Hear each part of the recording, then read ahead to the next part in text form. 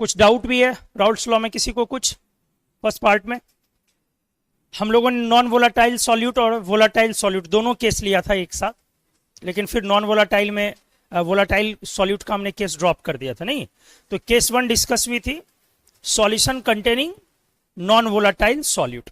उस केस में क्या आया था अपना, जो सॉल्यूशन आया उस सॉल्यूशन में वेपर प्रेशर, रॉल्ट्स लॉ ये कहती है कि सॉल्यूशन में वोलाटाइल कंपोनेंट जो भी है उसका वेपर प्रेशर ही सिर्फ वेपर प्रेशर रीजन बनेगा, और सॉल्यूशन का जो वेपर प्रेशर होगा वो ड्यू टू वोलाटाइल कंपोनेंट, और वोलाटाइल कंपोनेंट की जो वेपर प्रेशर होगी वो होगी उसके ओरिजिनल वेपर प्रेशर इनटू उसका मोल फ्रैक्शन, मतलब डायरेक्टली प्रोपोर्शनल था मोल फ्रैक्शन, जिसको हमने सॉल्व किया तो क्या आ गया था, पी नॉट ए एक्स से। तो हमने यही डिसाइड करा था कि इसके अंदर जो पी सॉल्यूशन है जिसे हमने पी लिखा, ये पी सॉल्यूशन या पी क्या था, डायरेक्टली प्रोपोर्शनल एक्स से, और फिर हमने तोड़ा P equals to P not A X से, जहां पर पी नॉट ए क्या है, vapour pressure of pure liquid. यही चीजें हैं, ये लिक्विड और वेपर इक्विलिब्रियम। ठीक है, तो इस पे हम लोगों ने क्वेश्चन स्टार्ट किया था। ठीक है, चलिए एक दो क्वेश्चन पहले और निकाला जाए। ये सब तो कर दिया हमने।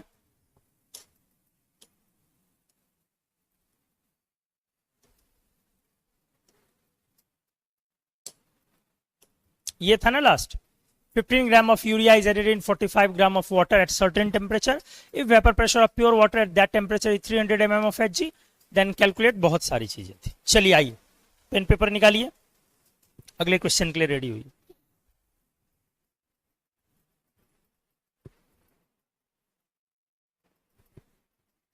How many grams of glucose should be dissolved in 180 gram of water to reduce its vapor pressure by 20%?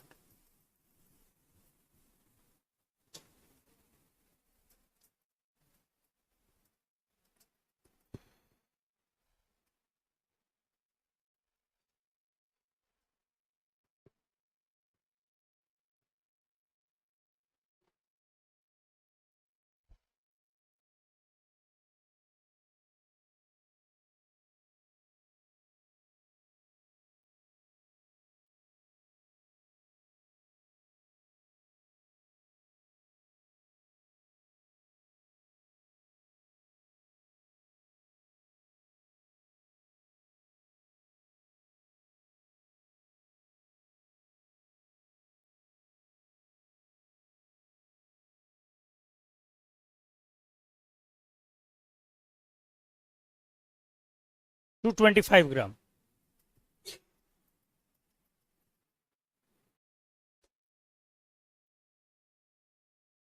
चलो बना रहा हूं, क्या दिक्कत है, कितने ग्राम ग्लूकोज ऐड करने चाहिए अपने को 180 ग्राम वाटर में? तो सॉल्वेंट का वेट दिया हुआ है ना, सॉल्वेंट का वेट मतलब सॉल्वेंट का मोल्स मालूम है, और पूछ रहा है सॉल्यूट का अमाउंट वेट, तो सॉल्यूट का क्या निकालना है, मोल्स। नॉन वोलाटाइल सॉल्यूट है या वोलाटाइल सॉल्यूट है, सॉल्यूट कैसी है, वोलाटाइल या नॉन वोलाटाइल, एनवीएस है, नॉन वोलाटाइल है। तो अगर 180 ग्राम वाटर है, अब इसमें आपको ये नॉन वोलाटाइल सॉल्यूट ऐड करने के लिए बोला गया है कि कितना ऐड करा जाए, बस यही क्वेश्चन है कि अब जो यहां पर सॉल्यूशन आए तो वेपर प्रेशर डिक्रीज कर जाए 20% से। इसका मतलब अगर यहां पर पी नॉट ए 100 है, लेट मान लिया, तो 20% से डिक्रीज कर जाए, यहां पर पी कितनी हो जाएगी 80। एक्स भी ले सकते हैं, एक्स से 20% घटाना होगा आपको। ठीक है, तो 100 ले लिया हमने। तो अब मुझे पी नॉट ए पता है, पी पता है, करनी क्या है, मोल्स निकालनी है। तो मोल फ्रैक्शन वाला फॉर्मूला लगाना लेंदी होगा। मोल वाला फॉर्मूला कौन सा था, एनबी बाय एन ए था ना, तो वो वाली फॉर्मूला अपन किसके लिए लगाते थे, आरएलवीपी के लिए, क्या नहीं, P not A minus P A, अब by P A, good, naught P not A, तब ना था एनबी बाय एन ए। तो अब ये कितनी हो गई 20 और बाई पीए घट के 80 पहुंच गई है ना। पीए पीए मतलब सॉल्यूशन की हो गई। ये पी नॉट ए है तो ये पीए है, इक्वल्स टू क्या हो गई NB by N A. N B solute B है ना, तो ऊपर अपने आप किसकी निकल जाएगी ग्लूकोज की, नीचे वाटर की कितनी है 10 मोल ना 180 ग्राम। तो यहां से क्या आ गया आपका छोटू n glucose equals to glucose के मोल्स कितने हो गए 10/4 2.5 ना 10/4। तो वेट ऑफ ग्लूकोज कितना आ गया 10/4 इंटू 180 45 से कैंसिल हो गया ना 45 से ना, कुछ तो गड़बड़ आया है देख लो पक्का ना, कैलकुलेशन में कहीं गड़बड़ी होगी। 10/4 सही है, सही है ना 20/1/4 ठीक है। ग्लूकोज NB बाय NA किया है ना, सही है। यहां भी कैलकुलेशन एन ग्लूकोज सही है, ठीक है। इसका मतलब यही आ रहा है और क्या, यही आया था। अच्छा ग्लूकोज लिया है, ठीक है बोलो। चले अगले पे। तो सटीक फॉर्मूला लगाना बहुत जरूरी है, क्या लगाओगे कुछ डाउट है देख लो।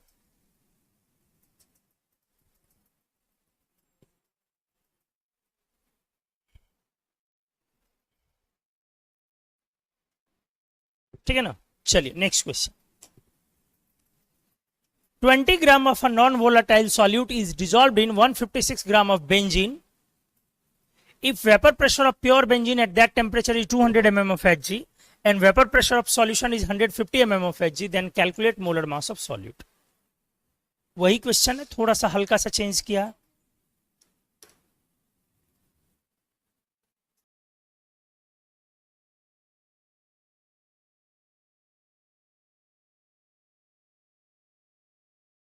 फिर वही सेम क्वेश्चन है, 20 ग्राम नॉन वोलाटाइल सॉल्यूट है। इस बार मैंने सॉल्यूट का वेट दे दिया, मतलब मोल्स मालूम है, और सॉल्वेंट का भी वेट या मोल्स मालूम है। अब वेपर प्रेशर प्योर बेंजीन की 200 mm ऑफ Hg है, मतलब पी नॉट ए मालूम है, और वेपर प्रेशर सॉल्यूशन की पी ए भी मालूम है। तो कैलकुलेट करनी है molar mass, weight by molar mass, mole लग जाएगा वहां। तो क्या आ जाएगा छोटू आपका P not A minus P A by P A, same लगाओगे ना, equals to n B.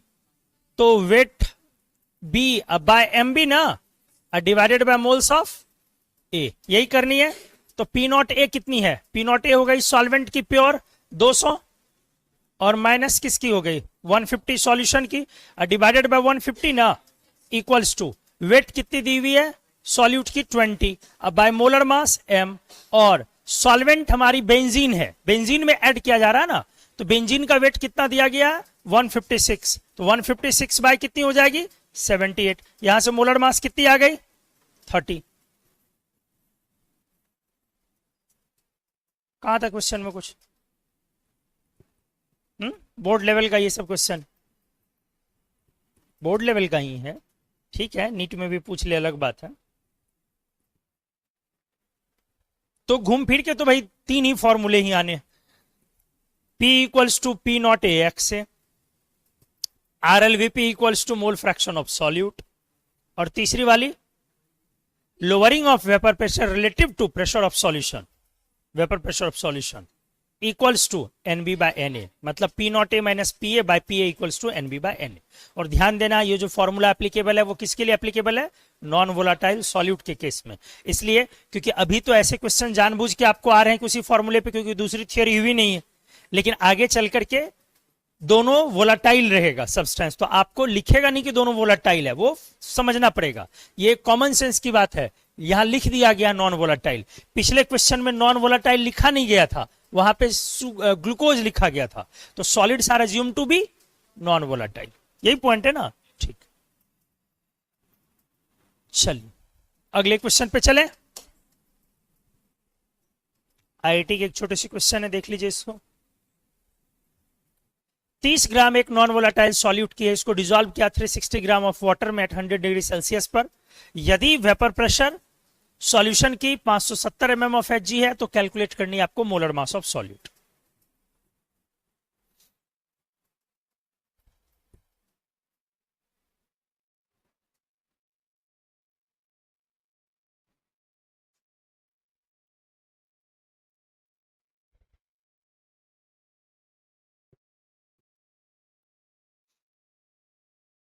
Chhotu doubt हो कुछ पीछे तो आप लोग पूछा कीजिए।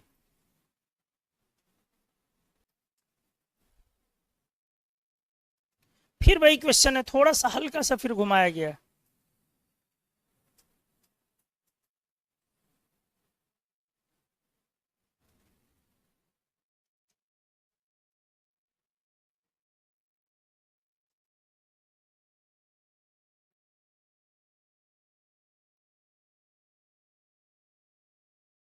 ग्लूकोज में ये एबिलिटी होती है, ग्लूकोज की सॉल्युबिलिटी हाई होती है, उसमें ये एबिलिटी होती है, अच्छे अमाउंट में वाटर में सॉल्युबल हो जाता है। NaCl में ये सॉल्युबिलिटी NaCl में बहुत लो है ग्लूकोज के रिस्पेक्ट में।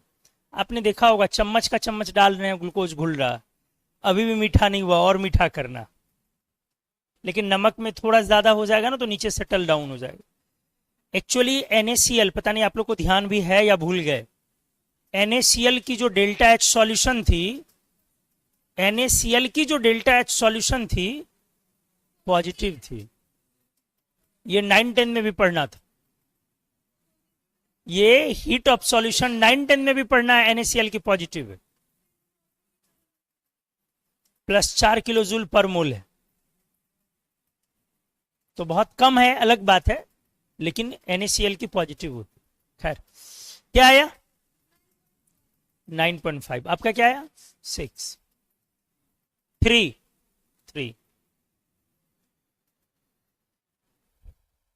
शाइल 4.5, लालसन 4.5, 4.5। क्या कह रहा है क्वेश्चन? आईटी का हल्का सा ट्रिकी है।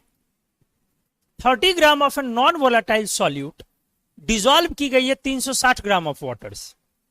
ठीक है, मतलब सॉल्यूट का एक बार वेट आपको दे दिया गया, सॉल्वेंट का भी, तो सॉल्वेंट का मोल्स मालूम हो गया, लेकिन सॉल्यूट के मोल मालूम होने के लिए मोलर मास चाहिए, और वही पूछा भी जा रहा, वही पूछा जा रहा। तो क्वेश्चन तो पिछला वाला सेम था।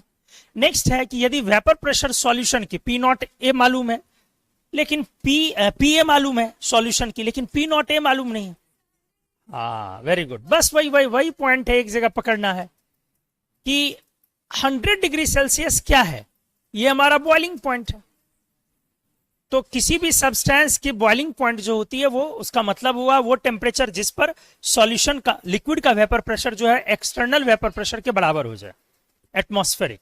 तो एटमॉस्फेरिक वेपर प्रेशर क्या हो गई 1 atm, वो नॉर्मल बॉइलिंग पॉइंट हो गई। हमने आपको बोला था बॉइलिंग पॉइंट और नॉर्मल बॉइलिंग पॉइंट में थोड़ा सा फर्क है ना, कि अगर आप दूसरे तीसरे जगह पर जाकर के बॉइल करते हैं तो वो बॉइलिंग पॉइंट हुई, अलग अलग एक्सटर्नल प्रेशर, लेकिन एटमॉस्फेरिक प्रेशर पर जो हम लोग बॉइल करते हैं उसको बॉइलिंग पॉइंट बोलते हैं। तो boiling is what? Boiling is a process. Boiling एक प्रोसेस है जहां पर लिक्विड का vapour pressure external vapour pressure के इक्वल हो जाए, दिस इज कॉल्ड बॉइलिंग, और this temperature is called boiling point. Boiling point इसको नहीं ना बोलते हैं कि ऐसे ऐसे उबाल मारे दिखे सर। इसीलिए हमारा P0A कितनी हो गई 1 atm, तो 1 atm को डाल दोगे 760 mm ना। अब मेरा फॉर्मूला रेडी हो गया, कौन वाली लगा देंगे फिर से, NB/Na वाली ना। तो P0A minus PA equals to NB/A, तो W/B/MB अब बाय Na ना, तो कितनी हो गई 90 होगी कि 190, 190 ना, और बाई PA कितनी 570, इसीलिए गलत आया होगा। और सर पीटो इक्वल्स टू वेट कितना है 30, तो 30/m और डिवाइडेड बाय Na कितना है 360, तो 360/18 ना, तो तो इस तरह से इसको सॉल्व करके m कितना आ गया, 4.5 आ रहा होगा। मतलब इस नॉन वोलेटाइल, इस क्वेश्चन के अकॉर्डिंग इस नॉन वोलेटाइल सॉल्यूट का मोलर मास 4.5 होना चाहिए। अब अलग बात है भैया, इतना कम मोलर मास वाला सब्सटेंस तो नॉन वोलेटाइल होगा ही नहीं। इतना कम मोलर मास वाला सब्सटेंस नॉन वोलेटाइल कैसे होगा, कैसे होगा, सोच के देखो, ये बहुत कम है ना। इतने पे तो मतलब हीलियम की मोलर मास होती है 4, तो ऐसे सब। लेकिन क्वेश्चन तो क्वेश्चन है, जो दिया गया हमें उस हिसाब से बनानी। क्या आ गया समझ में, क्या छोटू क्लियर हुआ? ठीक है, तो चलो ये हमने 2-3 क्वेश्चन पहले एक्स्ट्रा कर लिया। किस पे? अगली थियरी। अब हम लोग बढ़े वही वाली केस, कौन सी?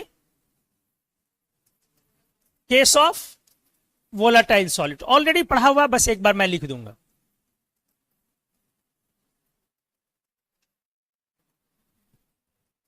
यही है ना। तो according to Raoult's law,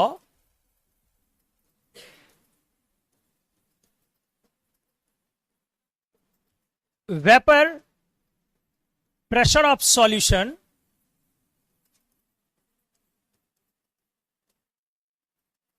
is only due to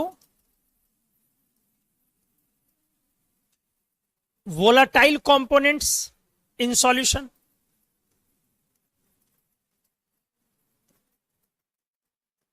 यही है ना, ठीक है। तो इस बार मेरा दोनों का दोनों वोलाटाइल है, ए भी और बी भी। तो जो अपना ये ए मॉलिक्यूल है, ये बी है, अलग अलग मॉलिक्यूलर साइज थोड़ा सा लिया है, क्योंकि आइडियल सॉल्यूशन हमें बनानी है। हमने पहले ही बात किया ना आइडियल सॉल्यूशन, अरे बोला है ना। तो ऊपर में आपका ए भी है और बी भी है।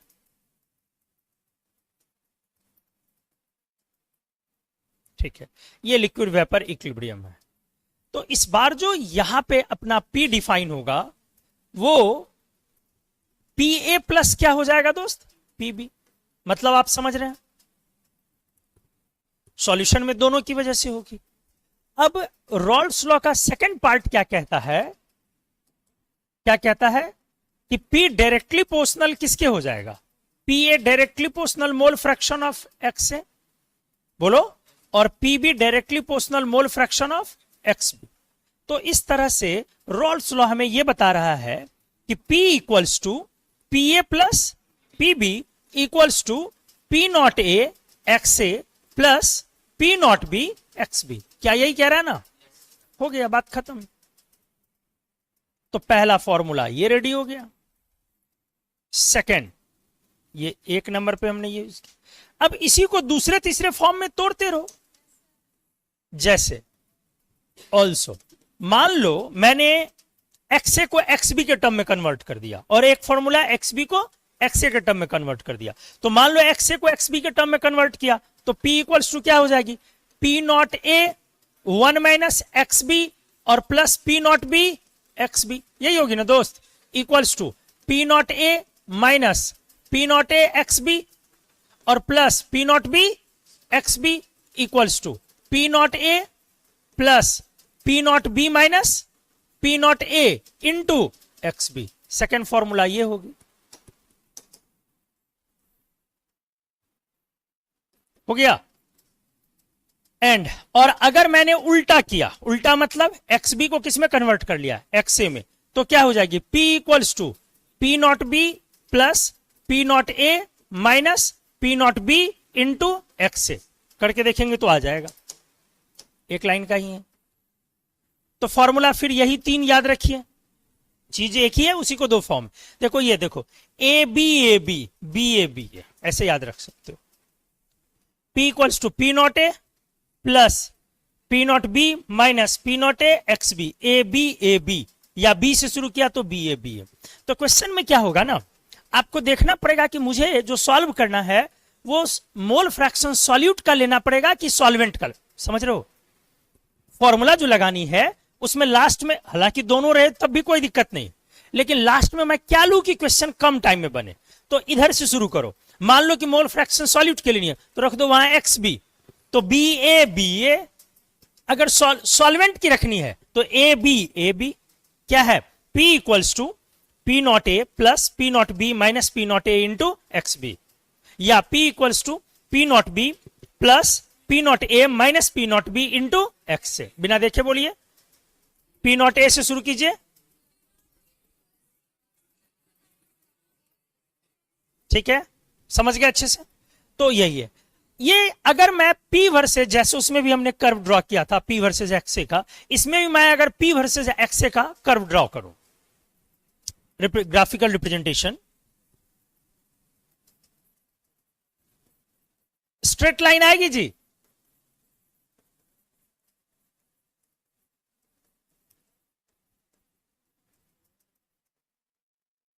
रिप्रेजेंटेशन इसलिए लिखा कि एक से ज्यादा आ जाएगा कर्व अपने आप, लेकिन एक मेजर कर्व। तो P इक्वल्स टू एक्से के अगेंस्ट में करनी है तो एक्से वाला फॉर्मूला लिख लो। तो P इक्वल्स टू A यहां आएगी तो यहां B आएगी, यहां A आएगी, यहां B आएगी, क्लियर है, ठीक। तो P not B plus P not A minus P not B into y axis पे किसे जानी है, P को, और x एक्सिस पर किसे आनी है, इसका मतलब ये मेरा क्या है C और ये मेरा क्या है, तो इसका मतलब इस स्ट्रेट लाइन कर्व का स्लोप क्या है, ये मेरा स्लोप है, ये आपसे क्वेश्चन पूछ लिया गया, P not A minus P not B। और ऐसा मानने से पहले यह बात माना हुआ है कि मान लिया है कि A is more volatile than B, ये हमने उसी दिन डिस्कस किया था। क्या माना हुआ है ये, A is more volatile than B, ऐसा शुरू से हम लेके चल रहे हैं। मान लो A ज्यादा वोलाटाइल है किससे, B से, ऐसा मान लिया, नहीं तो पता चला कि फिर बहुत सारी गड़बड़ियां आगे आ रही है। कोई एक मान के चल रहे हैं कंसिडरेशन, अभी तक कोई दिक्कत नहीं है, लेकिन आगे समस्याएं आएंगी, इसीलिए एक मान के चल रहे हैं कि एक ज्यादा वोलाटाइल है। अगर दोनों वोलाटाइल है तो किसी एक को क्या लेनी पड़ेगी, क्योंकि ये अगर मालूम नहीं रहेगा तो फिर क्या होगा, कर्व में कौन ऊपर के पोजीशन पर जाएगा और कौन नीचे के पोजीशन पर, उस दोनों के लिए दो ऑप्शन तैयार रहेंगे आपके लिए। अगर नहीं मालूम है तो दो option more than one correct में जाएगी, लेकिन अगर मालूम है तो कोई एक ही ऑप्शन होगा, तब दो में से एक छट जाएगा। कैसे, समझिए, मैं समझा दे रहा हूं। ये देखो मैंने ये ले लिया कर्व, क्या बोला, क्लियर हो जाएगा, परेशान नहीं होना। इस पर एक्स से ले लिया दोस्त, और ये क्या अपना P मतलब P सॉल्यूशन ना, एक्स इक्वल्स टू 0 और इस पोजीशन पर एक्स इक्वल्स टू 1 ले लिया, मान लो ये एक्स से 1, ठीक है। अब जिस समय में एक्स से 0 रख दोगे इसमें, उस समय में P इक्वल्स टू क्या हो जाएगी, P नॉट B, बोलो,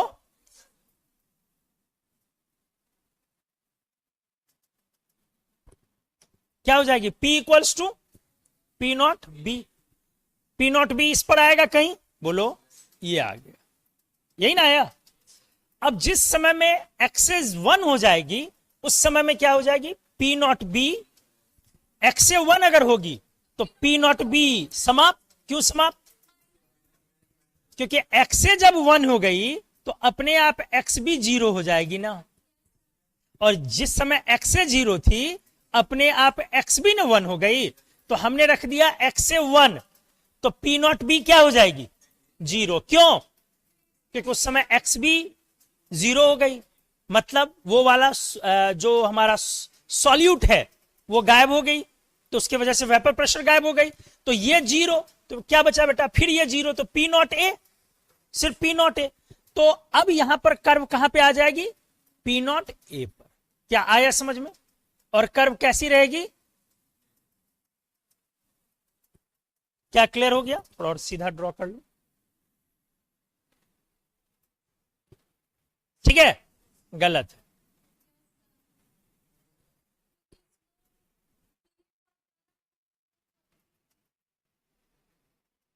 हाँ, स्लोप पॉजिटिव होगी या नेगेटिव, ये एजम्पशन इस बात पर डिपेंड करेगी कौन ज्यादा वोलाटाइल है, किसकी वैल्यू ज्यादा है। यहां से क्लियर है, अगर P नॉट A बड़ी है P नॉट B से तो स्लोप पॉजिटिव है, और अगर P नॉट बड़ी है P नॉट A से तो स्लोप नेगेटिव। बहुत सिंपल सी बात है, आपने क्या मान के चला, A is more volatile than B, तो पी नॉट ए, यदि ए ज्यादा वोलाटाइल है तो ज्यादा वोलाटाइल का मतलब क्या हो गया, P not a greater than P not B. तो अगर यह मतलब हो गया तो इसमें देखो कौन ऊपर दिख रही है, पी नॉट बी ना, इसीलिए गलत हुआ। तो सही कर्व कब होगी, जब आप क्या करेंगे, इसको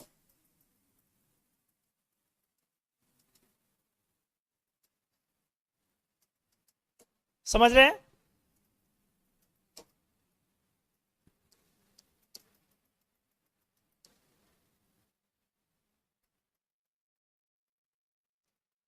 ऊपर की तरफ जाएगी ना कर्व। अब यहां पे क्या हो गई है, पी नॉट ए, और कहां से शुरू हुई, क्लियर हो गया। यदि वही आपका नॉन वोलाटाइल सॉल्यूट सिंगल था, मतलब अगर प्योर लिक्विड के लिए हम ले, प्योर लिक्विड वो छोड़ दो सॉल्यूट, प्योर लिक्विड वाले केस में क्या हो जाएगा, एक्सए के लिए सिर्फ यही ना, प्योर लिक्विड, ये किसके लिए हो जाएगी, प्योर लिक्विड के लिए, और एक्सबी का ये आएगा ना उस समय, क्योंकि एक्सए 0 है और एक्सबी 1 है, तो एक्सबी जब 1 होगी तो यहां से कर्व शुरू होगी, तो ये प्योर लिक्विड की है दोनों, लेकिन वो किसकी है, पी सॉल्यूशन की ना, P equals to P A plus PB. Slope negative है कि पॉजिटिव है, नहीं है कुछ ग्राफिकल रिप्रेजेंटेशन में, बहुत सिंपल सी चीज है, कभी स्लोप पूछ लेगा, कभी इंटरसेप्ट पूछेगा, यही इंटरसेप्ट ये आ गया यहां पे साफ देखिए, यही हमारी सी की वैल्यू है,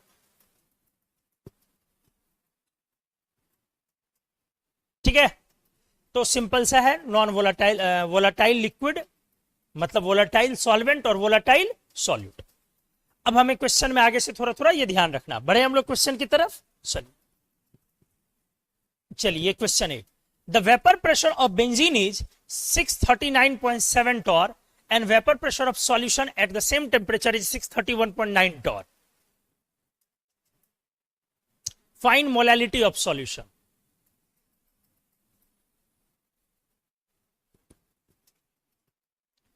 अगर यहां पर नहीं कुछ लिखा है तो जाहिर सी बात है कि, अच्छा चलो पहले बनाओ बनाओ,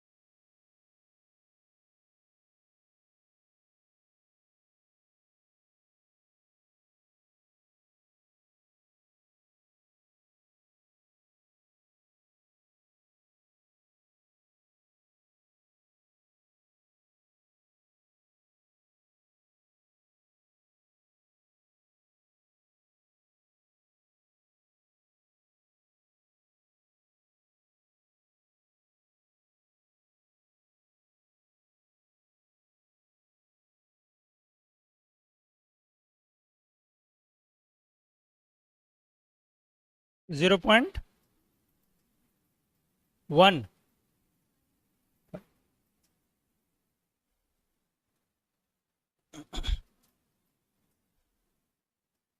देखो सबसे पहले वेपर प्रेशर प्योर बेंजीन की 639.7 है, दिमाग स्थिर कीजिए, यदि आपसे फिजिकल केमिस्ट्री में थोड़ा सा आप आईक्यू का इस्तेमाल नहीं करेंगे तो फिजिक्स में आप घंटा लगाते होंगे, फिर फिर तो ये समझ से परे है ना, लॉजिकल है। फिजिक्स में तो आप क्या लगाते हैं भाई, तब तो साफ है। हाँ ठीक है, मैं मानता हूं कि यहां पर थोड़ा इंजन बेंजिन भी चलता है, वहां ब्लॉक ही ब्लॉक चलता है, लेकिन तब भी भाई न्यूमेरिकल यहां भी सॉल्व करने, वहां भी करने। यहां तो कम से कम मैथमेटिकल टूल्स में बहुत ज्यादा इंगेज नहीं होनी है, वहां तो मैथमेटिकल टूल्स में भी इंगेज होते हैं हम। तो आईक्यू तो, प्रेजेंस आईक्यू की तो जरूरी है ना। वेपर प्रेशर प्योर बेंजीन की, मतलब सॉल्वेंट है 639.7। अब मालूम नहीं है मुझे कि अगला जो ऐड हो रहा है वो क्या है, वोलेटाइल है या non volatile. And vapour pressure of solution at the same temperature is 31.9। ये सॉल्यूशन की, ये किसकी है, सॉल्यूशन की। सॉल्यूट कैसा है, वोलेटाइल है कि नॉन वोलेटाइल, कैसे समझे।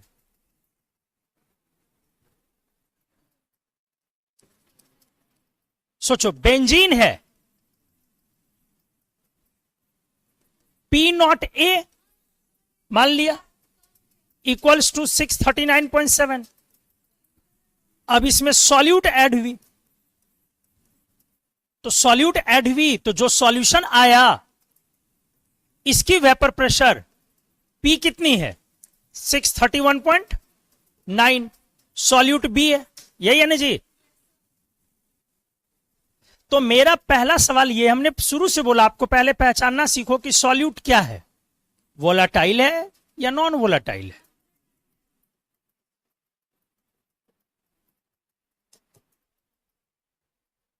सर नॉन वोलाटाइल है, क्यों, क्योंकि वेपर प्रेशर घट गई।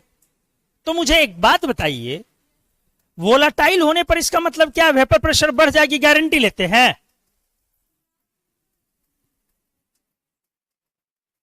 क्वेश्चन में ऐसा तो लिखा नहीं ना है, वहां पे तो मैंने मान लिया था ग्राफ खींचने के लिए, A is more volatile than B।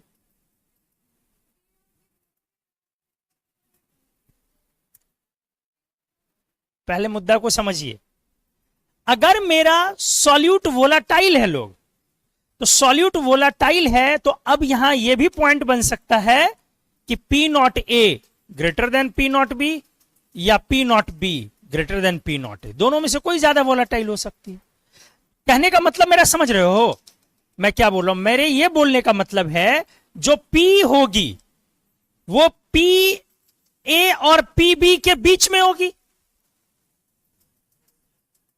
जो P होगी वो PA और PB के बीच में होगी। चलो इसको ऐसे समझा रहा हूं, जो मेरा P सॉल्यूशन है वो P0A और P0B इससे के बीच में ही ना लाई करेगा जी। हमने A को क्या मान लिया, मोर वोलाटाइल थियरी में, और B को क्या मान लिया, कम वोलाटाइल। तो जो ज्यादा वोलाटाइल है उसकी जो वेपर प्रेशर बनेगी, अगर कोई कम वोलाटाइल वाली चीज मिलाओगे तो उसकी वेपर प्रेशर तो डाउन हो जाएगी, जो सॉल्यूशन की वेपर प्रेशर आएगी अब जितनी थी पहले, अब कम वोलाटाइल मिल गया तो वेपर प्रेशर कम हो जाएगी, बोलो। लेकिन जो मिनिमम वेपर प्रेशर है उससे तो कम नहीं हो सकती, क्योंकि अकेला तो वो उतना जनरेट ही कर रहा था, उससे ज्यादा वोलाटाइल में जाके मिला है। तो इसीलिए P सॉल्यूशन जो होगी हमेशा P0B और P0A के बीच में होगी। अब ये जो AB है ये तो मानने पर है ना, क्या आया समझ में अच्छे से। तो अब मुद्दा है अभी के क्वेश्चन में कि मेरा जो P आएगा वो P0A और P0B के बीच में होगी, इसके बीच में ही होनी है ना, बोलो। क्या दिया हुआ है, कम अगर हो गया है इसका मतलब तो घटना तो नॉर्मल है, नॉन वोलाटाइल भी तो वोलाटाइल भी तो हो सकती है सॉल्यूट। इसका मतलब यह हो सकता है कि जो मैंने सॉल्यूट ऐड किया है वो कम वोलाटाइल है, किसके रिस्पेक्ट में, बेंजीन के रिस्पेक्ट में। जो मैंने ऐड किया है अगर वो कम वोलाटाइल है, किसके रिस्पेक्ट में, बेंजीन के रिस्पेक्ट में, तभी वेपर प्रेशर लोअरिंग होगी ना। और अगर नॉन वोलाटाइल ऐड किया तब भी लोअरिंग होगी। इसीलिए दोनों पॉसिबिलिटी है, वोलाटाइल की भी और नॉन वोलाटाइल की भी।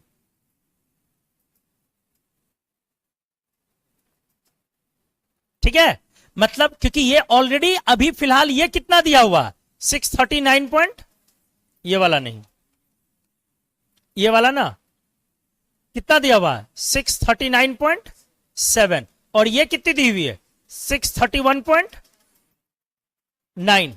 तो ऑलरेडी इससे कम दिख रही है, इसका मतलब हो सकता है कि solute could be volatile, solute could be volatile.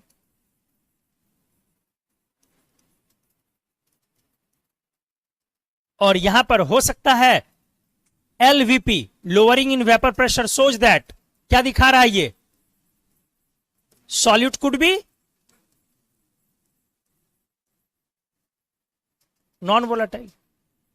तो क्या करना चाहिए ऐसे क्वेश्चन में? तब ऐसे केस में दोनों पॉसिबिलिटी लेके तो बनेगी नहीं, क्योंकि फिर अगर ये लेके जाएंगे मुझे निकालना क्या मोलालिटी, मोलालिटी के लिए चाहिए मोल फ्रैक्शन, मोलालिटी के लिए क्या चाहिए मोल फ्रैक्शन, और मोल फ्रैक्शन निकालना है मुझे, तो मोल फ्रैक्शन निकालने के लिए तो बाकी सामान चाहिए ना। बाकी सामान क्या है? अगर दोनों को मैंने वोलाटाइल ले लिया तो फिर पी नॉट ए भी चाहिए और पी नॉट बी भी चाहिए,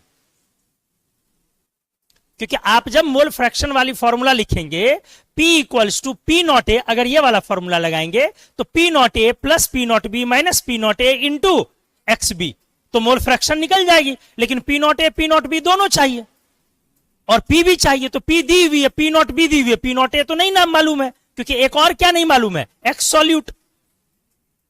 क्या मेरी बात को समझ रहे हो? इसका मतलब है ऐसे क्वेश्चन को बनाने के लिए आप क्या सॉल्वेंट ले रहे हैं, सॉल्यूट ले रहे हो नॉन वोलाटाइल, ताकि एक की रिक्वायरमेंट क्या हो गई समाप्त हो गई। क्लियर हुआ क्यों लिया मैंने? लेकिन मान लो अगर आईटी ने ऐसा क्वेश्चन दिया और ऑप्शन लगाया,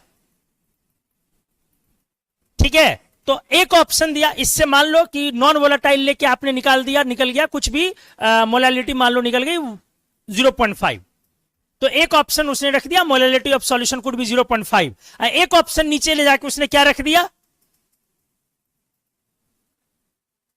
कि ये पॉसिबिलिटी है, कैन नॉट बी प्रिडिक्टेड, क्योंकि हो सकता है कि हमारा सॉल्वेंट भी सॉल्यूट भी वोलाटाइल है, इसलिए ये प्रिडिक्ट नहीं की जा सकती है, इसलिए फिर नीचे वाला भी आंसर हो जाएगा।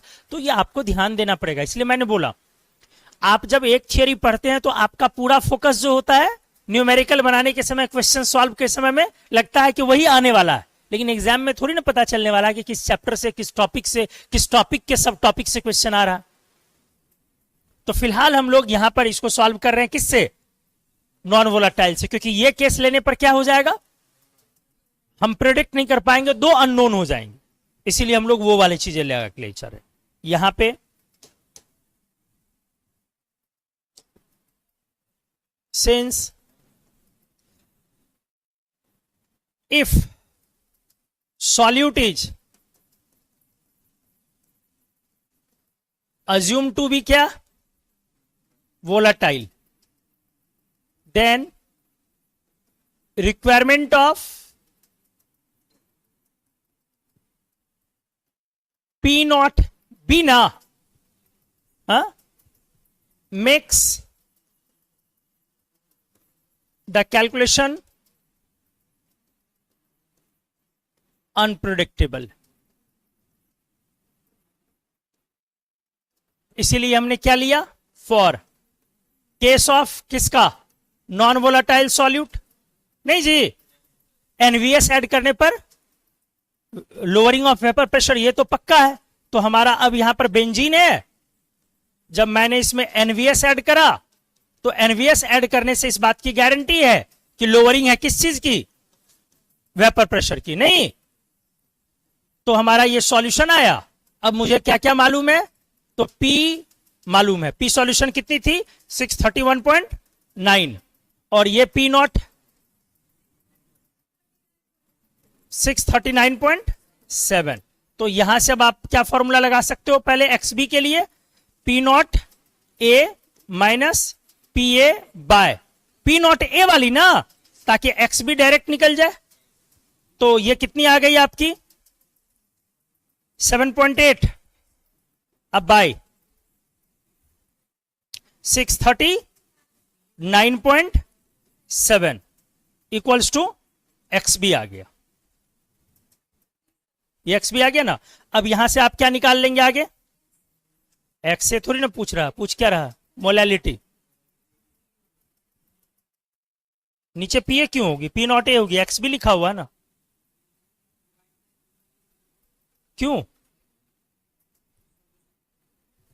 तब ना जब N V by N A use करते हो, ये कौन सा चीज लिखा है? इसलिए मैंने बोला ना कि रिक्वायरमेंट देखनी है ना, मोलैलिटी निकालने के लिए दिमाग में चल रहा है कौन वाली फॉर्मूला लगाएंगे, स्पेशल वाली, X solute by X solvent वाली। तो molality equals to X solute by, हाँ, molar mass of solvent, clarity ही नहीं है, into 1000 divided by molar mass of solvent.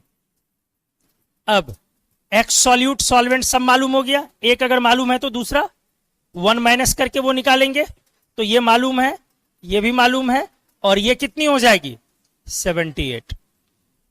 Benzene है ना, सॉल्वेंट क्या है, बेंजीन। और अगर मैंने वोलाटाइल केस लिया होता तो फिर ये सॉल्वेंट भी क्या हो जाती, अननोन, अननोन हो जाती ना चीजें, इसलिए हम नहीं कह सकते, इतना आसानी। क्लियर हो गया अच्छे से, कोई डाउट नहीं है? तो मेन मकसद था मेरा इस क्वेश्चन को देने के पीछे कि आपके दिमाग में चले कि यदि मेरी चीजें अनप्रोडिक्टेबल लेवल पे जा रही हैं तभी मैंने यहां पे एनवीएस कंसीडर किया, अदरवाइज वो प्रोडिक्टेड लेवल पे जाता तो मैं दोनों को कंसीडर करके क्वेश्चन को सॉल्व करता। तो दो पार्ट, दो आंसर आता इस क्वेश्चन का। अभी भी क्या डाउट है पूछो, लाइए ना सर। रुकिए, ग्राफ से पहले इस क्वेश्चन को एक बार और समझिए, वो ग्राफ वाले पेज में फिर जाते हैं।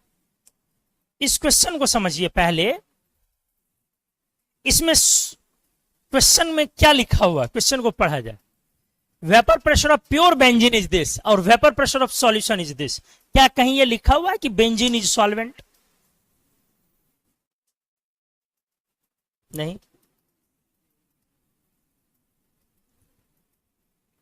नहीं लिखा हुआ। आराम से बेंजीन इज सॉल्वेंट नहीं लिखी हुई, और सॉल्वेंट ज्यादा वोलाटाइल हो सॉल्यूट से, ये किसी थियरी में नहीं है, ये तो मैंने लिखाया भी नहीं है। तो ये तय है कि अगर दूसरी चीज वोलाटाइल आ रही है तो ये तो पक्की है कि वो कम वोलाटाइल है, ये तो पक्की है क्योंकि वेपर प्रेशर बेंजीन के रिस्पेक्ट में घट गई है। लेकिन ये नहीं कह सकते कि जो आ रही है वो सॉल्यूट है, कम आ रही है, हो सकता है अमाउंट में, मोल फ्रैक्शन में क्या आ जाए, ज्यादा आ जाए। मोल फ्रैक्शन में क्या आ जाए, ज्यादा आ जाए। अगर वो मोल फ्रैक्शन में ज्यादा आ गई तो वो क्या हो जाएगी, सॉल्वेंट, और ये क्या हो जाएगी, सॉल्यूट। तो कभी बहुत कॉमन सी बात है, सॉल्यूशन का वेपर प्रेशर, जो थियोरेटिकली भी सोच सकते हो ना, दो लिक्विड है, एक लिक्विड की जो अपनी वेपर प्रेशर है, दूसरी लिक्विड की जो अपनी वेपर प्रेशर है, दोनों को जब मिलाओगे, दोनों को जब, तो जिसकी वेपर प्रेशर ज्यादा है उससे सॉल्यूशन का वेपर प्रेशर ज्यादा नहीं हो सकता। अरे भाई, क्योंकि एक के मॉलिक्यूल को दूसरा का मॉलिक्यूल क्या कर रहा है, रिप्लेस। तो अगर ज्यादा वाले को कम रिप्लेस कर रहा है तो ज्यादा वाले का घट गया, कम वाले को ज्यादा रिप्लेस कर रहा है, ज्यादा वोलाटाइल वाला, तो कम वाले का बढ़ गया, सॉल्यूशन का बढ़ गया उस केस में। क्लियर है? ठीक, चलो चले अगले क्वेश्चन पे, बोलो, आइए। क्या क्लियर हुआ आप लोगों का? सॉल्यूशन का वेपर प्रेशर दोनों वोलाटाइल होने के केस में क्या होगी, दोनों के बीच में, क्योंकि P is not the sum of P not A and P not B, P is the sum of P A and P B. चलिए बनाइए इसको।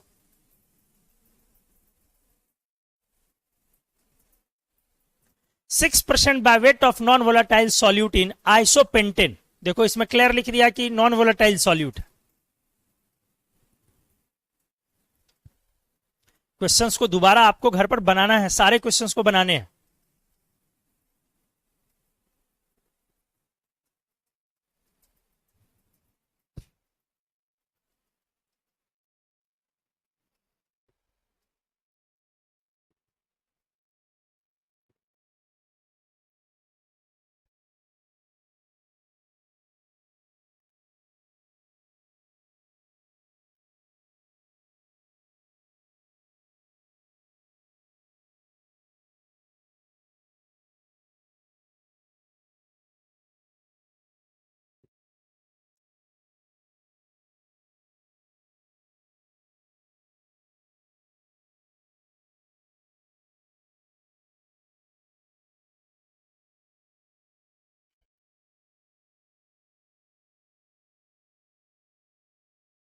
अच्छे से बनेगा, इत्मीनान से बनाइए।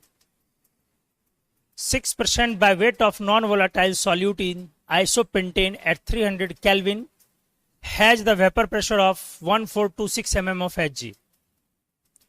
20 gram of isopentane is now added to the solution. You can see the resulting solution has vapor pressure of 1445 mm of Hg. Find molar mass of solute and vapor pressure of pure isopentane. एक एक element को लिखिए, कलम चलाइए कि अच्छा ये मालूम है, मुझे चलना कहाँ है, पहुंचना क्या है, इसका मतलब क्या है, रिक्वायरमेंट क्या है और रिक्वायरमेंट के लिए मैं कैसे आगे बढ़ूं।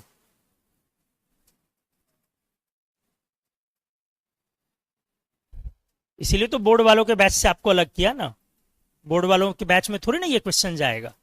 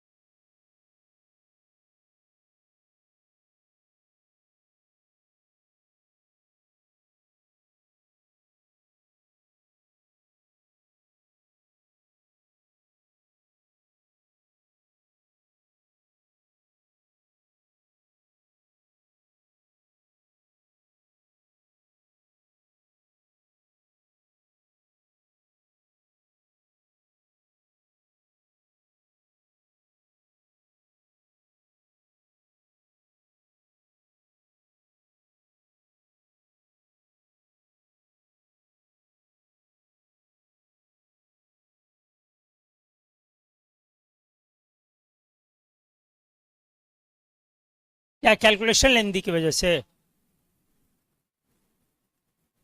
प्रोसेस क्लियर है क्या?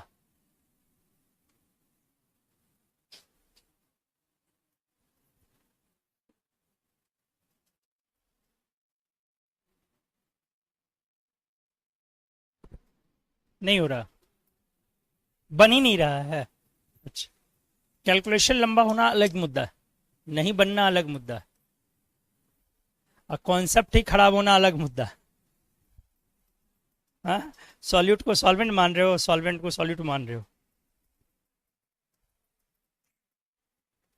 चलिए देख रहे, 6% by weight of non volatile solute, step wise देखिए। 6% by weight of non volatile solute in isopentane, पहले इसको सुलझाया जाए। इसका मतलब आइसोपेंटेन सॉल्वेंट है और 6% बाय वेट है मेरा एनवीएस, तो 100 ग्राम सॉल्यूशन ले लिया, कोई दिक्कत तो नहीं है, सॉल्यूशन का वेट मान लिया ऐसा, लेट। तो इसका बेटा दो पार्ट आ गया, 94 ग्राम कौन हो गया? आइसोपेंटेन, जिसकी मोलर मास कितनी हो गई? 72 ना, और 6 ग्राम कौन हो गया अपना? सॉल्यूट। सॉल्यूट कैसा है ये, वोलाटाइल या नॉन वोलाटाइल? Non volatile. यहां पर क्लैरिटी है, पिछले क्वेश्चन में हम लोग लड़ाई लड़ रहे थे कि सॉल्यूट सॉल्वेंट में क्लैरिटी नहीं थी, तो जब हमने केस ऑफ कौन सा ले लिया था? नॉन वोलाटाइल, तब क्लैरिटी आ गई थी कि मेरा जो ऐड हो रहा है वो क्या है? सॉल्यूट है। कैसे क्लैरिटी आ गई? क्योंकि मोल फ्रैक्शन की वैल्यू काफी कम है, लेकिन तब भी एक चीज उलझी हुई थी जो हमने क्लियर बोला, क्या? वो वाला केस। ये तो तब है ना जब नॉन वोलाटाइल लिया, अगर दोनों कंपोनेंट वोलाटाइल है तो अनप्रेडिक्टेबल है, उसमें कोई कंफ्यूजन नहीं रखना। क्यों अनप्रेडिक्टेबल है? क्योंकि ये नॉन वोलाटाइल लिया तो आपको पता चल गया ना कि मोल फ्रैक्शन क्या है। जब वोलाटाइल लोगे तो मोल फ्रैक्शन ही नहीं निकलेगा, क्योंकि दो अननोन टर्म है, तो जब तक मोल फ्रैक्शन निकलेगा नहीं तब तक सॉल्यूट सॉल्वेंट डिसाइड नहीं हो पाएगी, इसीलिए। लेकिन यहां पर ऐसी केस नहीं है, यहां चीजें एकदम क्लियर है, ठीक है।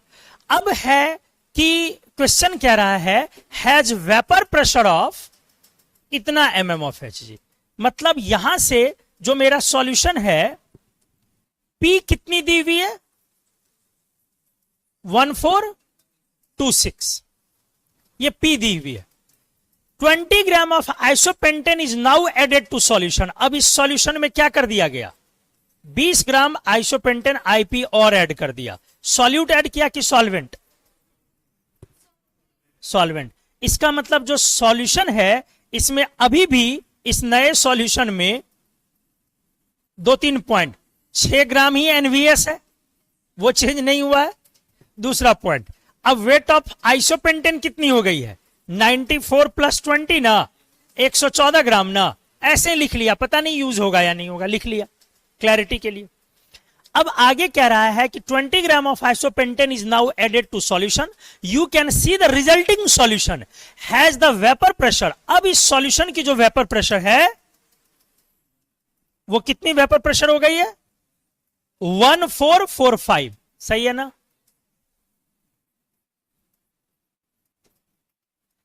बहुत क्लैरिटी से समझी जा सकती है चीजों को, थोड़ा एनालाइज करके देखो ना। वेपर प्रेशर बढ़ा, क्यों बढ़ा? क्योंकि आपने वोलाटाइल कंपोनेंट बढ़ाया कि नॉन वोलाटाइल कंपोनेंट बढ़ाया? Volatile component. तो ये आप चाहें तो इसको लिख भी सकते हैं, vapour pressure increases as volatile component has been added।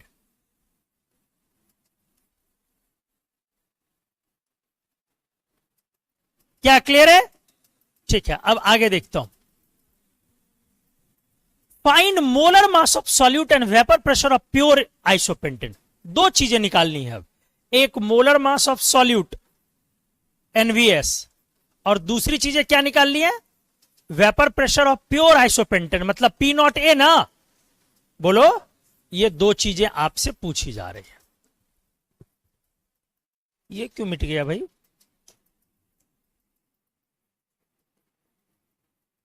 कहां से शुरू करनी है? यहां पे P0A RLVP अगर लगाएं आप, या RLVP ने लगा के NB/Na, चूंकि मोलर मास निकालनी है तो मोलर मास के लिए क्या लगाएंगे? दो सॉल्यूशन है, दोनों सॉल्यूशन में वो फॉर्मूला लगाते हैं हम लोग। चलिए, तो पहले वाले केस में क्या लगेगा? P0A minus PA/PA equals to NB/Na। और इस केस में भी क्या लगानी है हमें? P0A minus PA/PA equals to NB/। आपको समझ में आ रहा है कि कौन वाला फॉर्मूला नहीं लिया? मोल फ्रैक्शन वाला। क्यों नहीं लिया? मोलर मास पे जाना है ना, मोलर मास पे भी जाना है ना। अब मेरे पास अननोन कितना टर्म है? दो टर्म। कौन कौन टर्म अननोन है? एक P0A भी अननोन है और दूसरा NB अननोन है। ये दोनों ना अननोन है जी। NB क्यों अननोन है? क्योंकि मोलर मास मालूम नहीं है। लेकिन Na अननोन नहीं है क्योंकि Na is moles of solvent, और सॉल्वेंट का वेट मालूम है। सॉल्वेंट का मोलर मास 72 है, तो Na मालूम है। तो दो इक्वेशन, दो अननोन। क्या दिक्कत है? आ जाओ। P0A नहीं मालूम है, PA 1426 ना, अब by 1426 equals to moles of B, weight by molar mass, 6 by molar mass, बोलो, बाय Na। पहले बिफोर मिक्सिंग 94 था ना, तो 94/72 ये पहली इक्वेशन हो गई। और दूसरी इक्वेशन क्या बनेगी? फिर से P0A माइनस PA क्या है इस बार? 1495 क्या? 1445 डिवाइडेड बाय कितनी करेंगे? 14 PA 1445 ही ना, इक्वल्स टू 6 बाई, नहीं 6 इस बार नहीं होगी, हाँ 6 ही होगी, ऊपर 6 ही होगी, नीचे क्या वही रहेगी जो पिछले में है 94, नहीं 20 ग्राम क्या हो जाएगी? ऐड हो जाएगी। तो यहां हो गई 6/m डिवाइडेड बाय 114/72। समझ में आ गया? दो अननोन, दो इक्वेशन, क्या आ जाएगी वैल्यू दोनों की? P0A ये भी निकल जाएगी और हमारा मोलर मास भी निकल जाएगा। क्या मैकेनिज्म, कितने लोग इस स्टेप पर आए थे, बना रहे थे ऐसे? ठीक है, बाकी कैलकुलेशन थोड़ी लेंदी है, मैं समझ रहा हूं।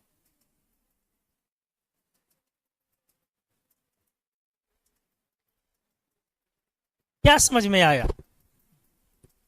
क्वेश्चंस अगर नहीं बनाएंगे तो क्लैरिटी नहीं बढ़ेगी। अब देखो मेरे पास दो ऑप्शन है, आपको खुश करने के लिए मैं बहुत छोटे छोटे क्वेश्चन लगा सकता हूं, आपसे वो बनेगा तब, बनेगा ना, फिर आप मेरी तारीफ करेंगे, अरे वहां बनता है। फिर सोचो इससे फायदा क्या है? क्या जीवन में मेरा तारीफ करने ही पैदा हुए हो क्या? नहीं ना। अपनी भलाई के लिए आप यहां पढ़ने आए हैं, मेरी भलाई के लिए नहीं ना पढ़ने आए हैं कि मनु सर कुमुद सर को थोड़े पैसे की दिक्कत होगी चलो दे आते हैं। तो आपका फायदा इसमें नहीं है कि आपको सिर्फ वो क्वेश्चन करवा दिए जो जो बनेंगे, आपका फायदा इसमें है कि आपको अलग अलग तरह के क्वेश्चन से जूझना पड़े, स्ट्रगल करना पड़े, कुछ बने कुछ नहीं बने, कहीं पर अटके, हर एक क्वेश्चन के साथ क्लैरिटी बढ़े, ये इंपॉर्टेंट। अगर फॉर्मूला पुटिंग क्वेश्चन आएगा तो हर एक क्वेश्चन के साथ क्लैरिटी बेटा नहीं बढ़ेगी।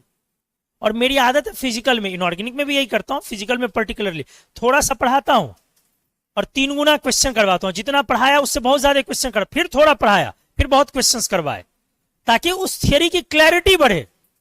2 तरह के स्टूडेंट होते हैं, एक बहुत शार्प माइंड के जिनकी आईक्यू बहुत ज्यादा होती है, उनको सारा थियरी एक साथ कराओ और सारे न्यूमेरिकल एक साथ कराओ, फर्क नहीं पड़ता है उनको।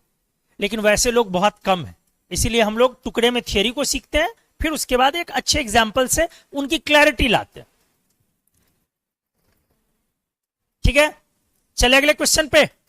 सबको दोबारा बनाओगे, दोबारा नहीं बनाओगे बेटा तो ये आपका नहीं होगा अपना। जब भी नॉन वोलेटाइल सॉल्यूट मिलाएंगे, सॉल्यूशन का वेपर प्रेशर प्योर लिक्विड के रिस्पेक्ट में बढ़ेगी या घटेगी? घटेगी। और अगर दोनों वोलेटाइल कंपोनेंट है तो सॉल्यूट सॉल्वेंट डिसाइड कैसे होगी? जिसका मोल फ्रैक्शन या मोल परसेंट ज्यादा है। मोल फ्रैक्शन से मोल परसेंट कैसे निकालेंगे? 100 से मल्टीप्लाई करके। इसीलिए कॉन्सेंट्रेशन इतना ज्यादा पढ़ाया आप लोगों को, कॉन्सेंट्रेशन पे बहुत काम किया। और आप लोगों को बोला था कि उन लोगों के बैच के जो कॉन्सेंट्रेशन के नोट्स हैं उसके सारे क्वेश्चंस आपको बनाने हैं, लेकिन आप वो किए नहीं। बोला था ना आप लोगों को, आज तो लोगों को भाया हुआ है कम से कम। तो आप लोगों को क्या बोला था कि उन लोगों के बैच के जितने भी कॉन्सेंट्रेशन के क्वेश्चंस हैं, आपके क्वेश्चंस का वो 3 गुना है। तो हमने बोला था आपको बनाने, परे रहते हो, बनाते नहीं हो। चलो अगला क्वेश्चन ये।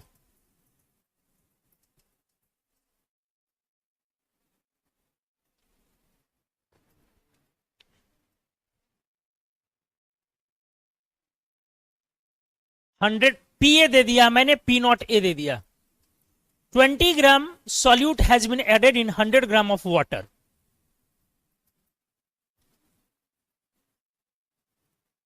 Find the mass of solute that is required in 100 gram of water to reduce the vapor pressure to 1/2 of pure water।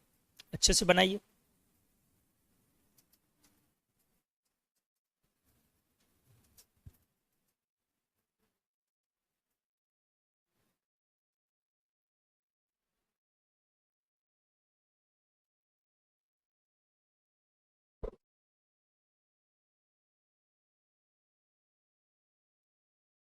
पहले ही एनालाइज करो कि वोलाटाइल सॉल्यूट है या नॉन वोलाटाइल है।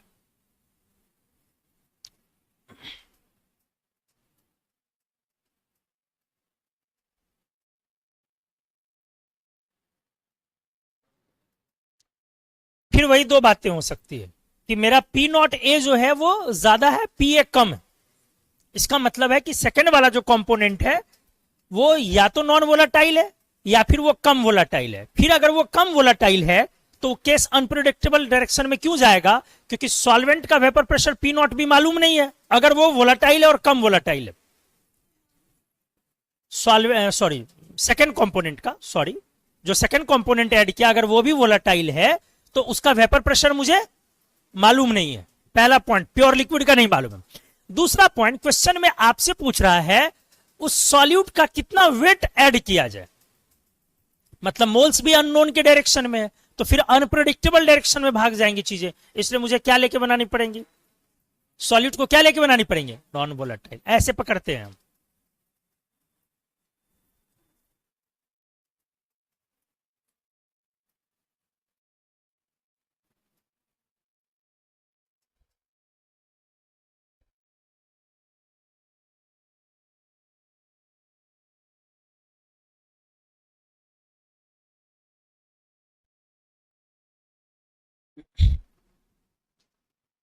अच्छे से बनाइए, बनेगा।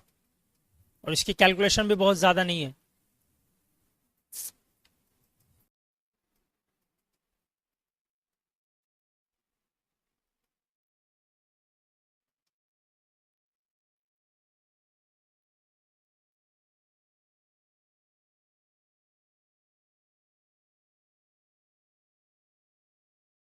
क्या है लालसन? 350।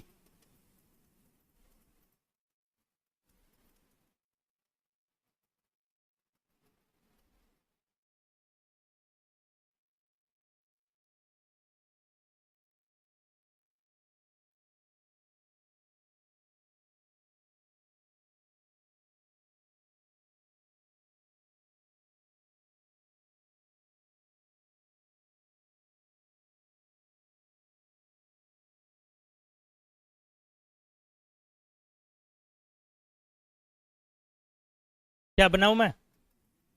350, 596। देखो, P A P not a non volatile case, पहले तो केस डिसाइड कर लिया, केस ऑफ एनवीएस लेनी। ठीक है, अगला 20 ग्राम सॉल्यूट ऐड किया गया 100 ग्राम वाटर में। 100 ग्राम वाटर में 20 ग्राम सॉल्यूट ऐड की गई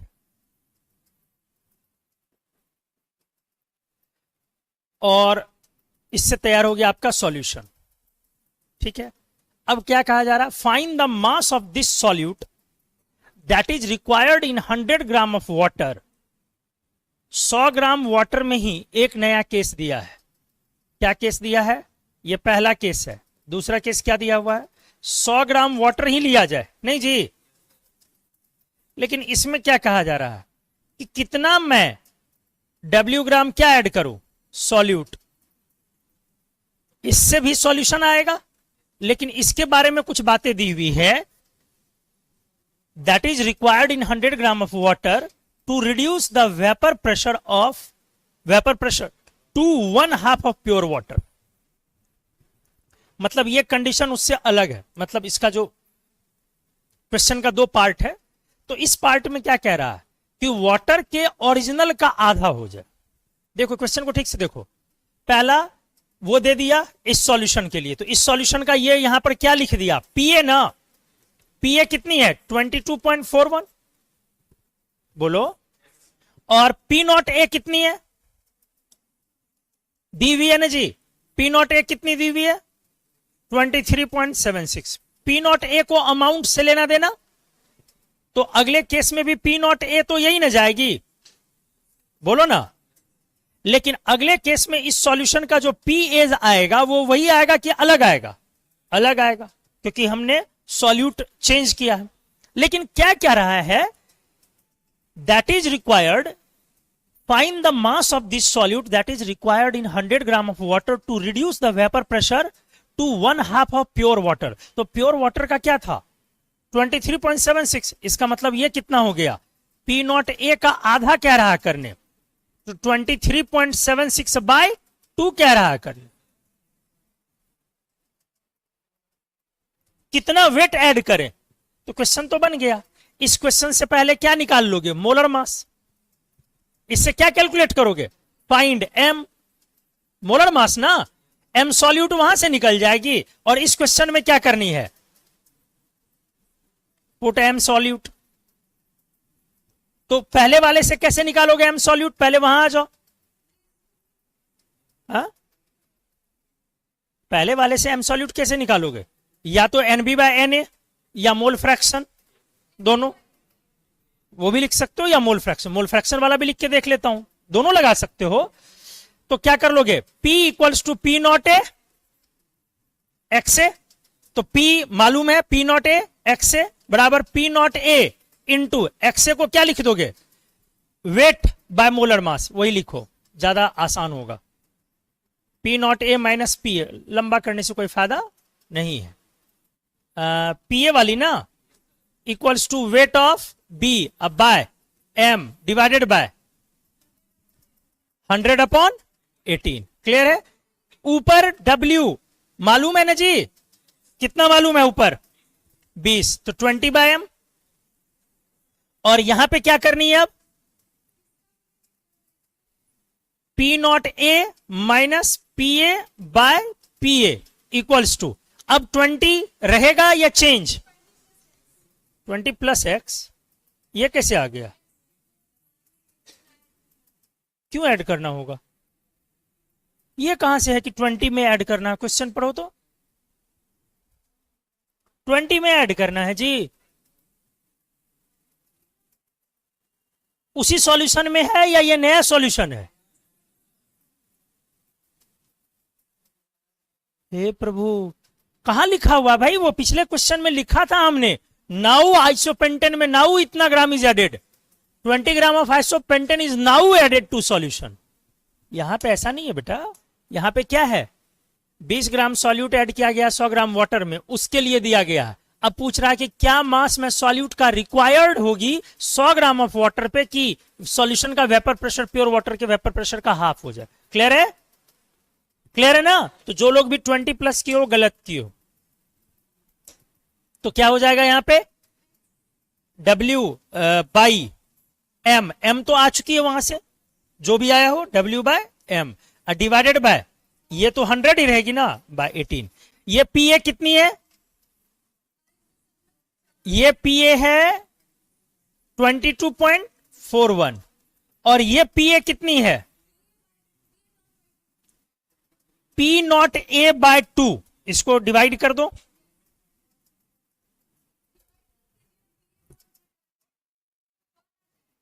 और यहां भी तो चेंज करना होगा ना। हाँ तो बोल लो ना PA की वैल्यू कितनी हो जाएगी?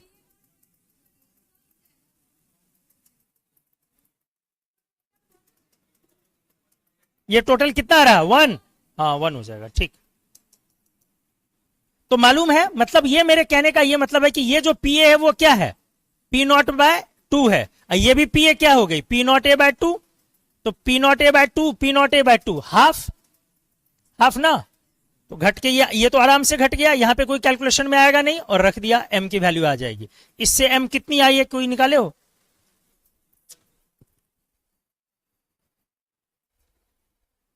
कितनी आई कोई निकाले हो? जो भी है आंसर आ गया, ठीक है।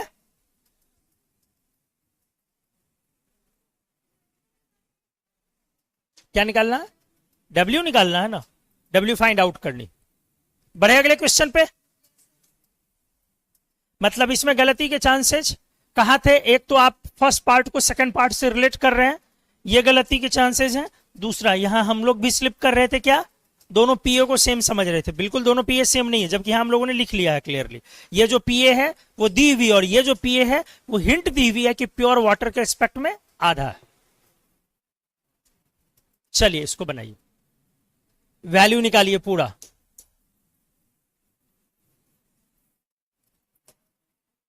हड़बड़ाना नहीं है। देख लो एक बात बेटा समझ लो, जब तक तुमसे बनना शुरू नहीं होगा अच्छे से तब तक हम न्यूमेरिकल्स करवाएंगे। इसलिए पहले वो दिमाग से निकाल दो कि नहीं बन रहा है, जिनको भी नहीं बन रहा है। लेकिन आपको इन पैरेलल ऑफ दैट एक चीज दिमाग में और इन्फ्यूज करनी है कि घर पे जाके सारे क्वेश्चन को मुझे बनाना है और आखिरी स्टेप तक पहुंचनी।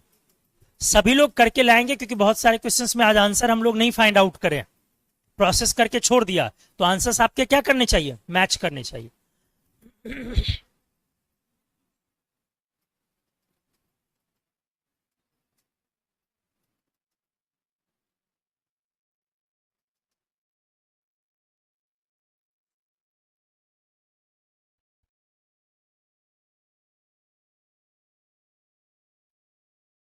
वेपर प्रेशर एक प्योर लिक्विड सॉल्वेंट ए की 0.8 एटीएम है। जब एक नॉन वोलाटाइल सब्सटेंस बी हमने ऐड किया है सॉल्वेंट में, तो इसकी वेपर प्रेशर ड्रॉप होकर 0.6 पे चली गई है। मोल फ्रैक्शन निकालना है कंपोनेंट बी का सॉल्यूशन में। पेन क्यों लगा रहे हैं आप, ये समझ में नहीं आ रहा है? RLVP लगाइए ना, RLVP डायरेक्टली वही तो मोल फ्रैक्शन हो जाएगी। तो RLVP equals to mole fraction of solute. RLVP हो गई P not A minus PA, तो 0.2। अब बाय P नॉट A 0.8, 1/4 0.25।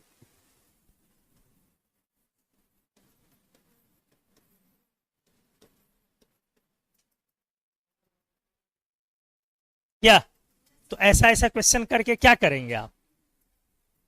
कोई फायदा है? Vapour pressure pure liquid solvent A की 0.8 है, तो P नॉट A मालूम है। नॉन वोलाटाइल सॉल्यूट ऐड किया है सॉल्वेंट में, वेपर प्रेशर ड्रॉप हो गई 0.6 पर, तो ये PA हो गई, P not A minus PA। और मोल फ्रैक्शन, तो मोल फ्रैक्शन वाला वो फॉर्मूला क्लियर होता RLVP वाली, तो RLVP होती है P not A minus P A by P not A, तो 0.2 बाय P नॉट ए थी 0.8, तो 0.2 बाय 0.8 1/4, वही हमारी मोल फ्रैक्शन। क्या आ गया समझ में? ऐसा ही करवा दें और 2-4 बैल सब कहेंगे। ठीक है, चलो ये क्वेश्चन, 3 क्वेश्चन है यहां पे, पहला वाला पार्ट बनाओ।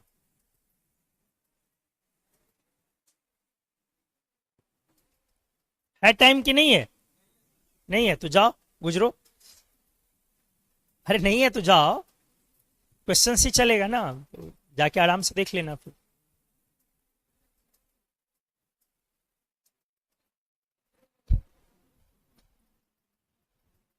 एक काम करो, इसको बना के लाओ, ठीक है? क्वेश्चन में दिखा दे रहा हूं। बॉक्स का मतलब समझ रहे हो? सॉल्यूशन रेडी की गई है, 2 मोल ए की ली गई है, 3 मोल बी की ली गई है, और दोनों की P नॉट ए दी हुई है। तो इसका मतलब दोनों वोलाटाइल है कि नॉन वोलाटाइल है? कोई एक, दोनों वोलाटाइल है, तभी तो दोनों की P नॉट है। तो P पूछ दिया, बहुत इजी है, P not A X A plus P not B X B. अब डिपेंड ये करता है ना कि इसको आप बनाते कैसे, हर क्वेश्चन को कैसे बनाते हैं। कुछ लोग पूरे लंबे प्रोसेस से जाएंगे, कुछ लोग छोटी प्रक्रिया में जाएंगे, धीरे धीरे सारे पर। थोड़ा सा चेंज क्या किया, यहां पर एक्स से मैंने पूछ दिया, P दे दिया, एक्स से पूछ दिया। तो आप तो वही सोचेंगे सर फॉर्मूला तो सेम ही यूज कर देनी है, बिल्कुल कर देनी है, लेकिन क्या कुछ खास बात आप ढूंढ पा रहे हैं बनाने के लिए तरीके में? तो इसको थोड़ा एनालाइज करना है। इसमें भी क्या किया, फिर वही टाइप का क्वेश्चन हो गया, एक्स से एक्स भी पूछ दिया, तो एक निकला तो दूसरा निकल गया।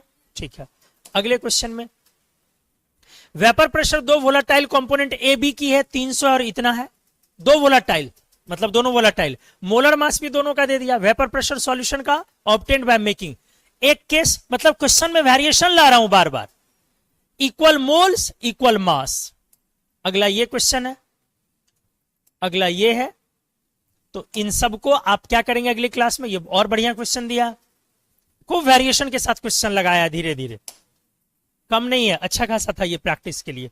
तो आप इसको अगली क्लास में सॉल्व करके लाएंगे। मैंने दोनों वोलाटाइल कंपोनेंट वाला केस आज डिस्कस किया, कुछ न्यूमेरिकल्स कर दिए। आप जब उसको बना के लाएंगे, आंसर मैच और डाउट क्लियर करने के बाद हम लोग इसमें नए टॉपिक पे जाएंगे, बवाल एरिया। कौन सा? जो कॉमन कॉन्वेंशन नहीं है पढ़ने का, जो आप मोल फ्रैक्शन पढ़ रहे हैं, एक्स से एक्स बी, सॉल्यूट की पढ़ रहे हैं और सॉल्वेंट की जो पढ़ रहे हैं, ये मोल फ्रैक्शन किसकी है? लिक्विड में है या वेपर में? ये जो आपने फॉर्मूला लगाया है P not A minus P A by P A equals to NB by N A, ये एनबी कौन है? बी लिक्विड की मोल्स है एनबी, या सॉलिड गैस में वेपर में एनबी मोल्स है सॉल्यूट का, लिक्विड का? कभी सोचा अगर क्वेश्चन ऐसा पूछ दे, इसी में क्वेश्चन में लगा दे कंपटीशन में, भैया आप वेपर का मोल बताइए, वेपर के मोल फ्रैक्शन बताइए,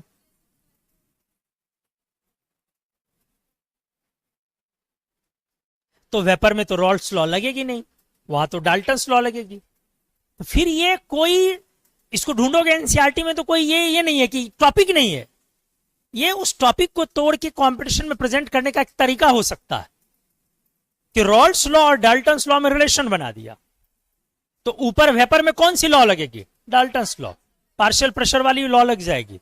लेकिन प्रेशर तो प्रेशर है, तो रॉल्स लॉ से जो प्रेशर निकलेगी और डाल्टन्स लॉ से जो प्रेशर निकलेगी, बस दोनों को इक्वेट कर देंगे, दोनों में रिलेशनशिप आ जाएगी, वेपर फेज में मोल फ्रैक्शन और लिक्विड फेज में मोल फ्रैक्शन की। तो अगले क्लास में हम लोग वही पढ़ के और उसी के न्यूमेरिकल्स करेंगे, फिर छोटा सा पढ़ेंगे और पूरा न्यूमेरिकल करेंगे।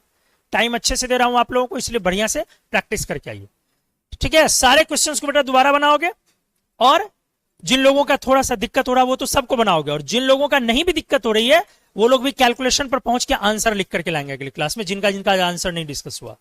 मैच करना जरूरी है और इन सबको। चलिए अगले क्लास, थैंक यू।